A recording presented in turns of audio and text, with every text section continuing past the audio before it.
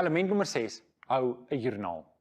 Salomo sê in Spreuke 22:20, ek skryf jou belangrike voorskrifte neer om jou leiding te gee en die nodige kennis.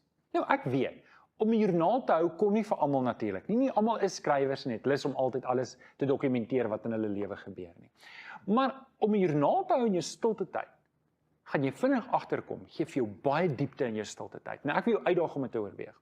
Dink daaroor. Die Bybel is eintlik 'n geestelike joernaal wat mense gehou het oor hul belewennisse met God. En dit is ook presies wat 'n joernaal wil doen in jou stilte tyd. Ons moet tog op 'n een of ander manier rekord hou van dit wat die Here in ons lewe gedoen het. Om 'n joernaal te hou, lyk nie vir almal presies dieselfde nie. En in die Bybelstudiemateriaal wat jy deurgewerk het, sal jy sien daar's 5 verskillende maniere om joernale te hou. Nou, jy hoef nie een te kies nie. Jy kan 'n paar van hulle probeer. Jy kan almal van hulle probeer en om die beurt gebruik.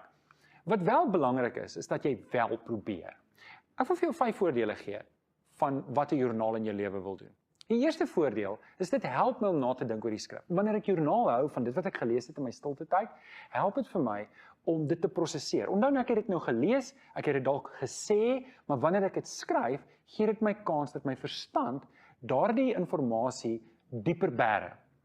Die tweede voordeel is dit gee die Heilige Gees kans om in my lewe te werk. Wanneer ek dit neergeskryf het en my verstand het dit nou opgeneem, dan is dit ideale geleentheid vir die Heilige Gees om in my hart te begin werk oor dit wat ek gelees het. Voordeel nommer 3 is dit help my om gebeure in my lewe te prosesseer en in konteks te sit van die skrif.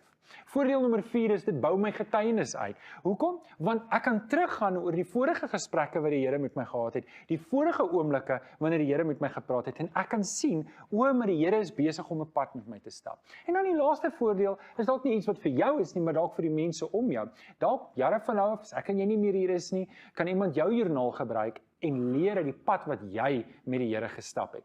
Ek wil jou aanmoedig. Begin met 'n joernaal. Begin klein, maar begin iewers. Jy sal verbaas wees oor die diepte wat 'n joernaal in jou geestelike stilte tyd kan bring. Kom ons gaan verder na element nommer 7 en dis om te vas.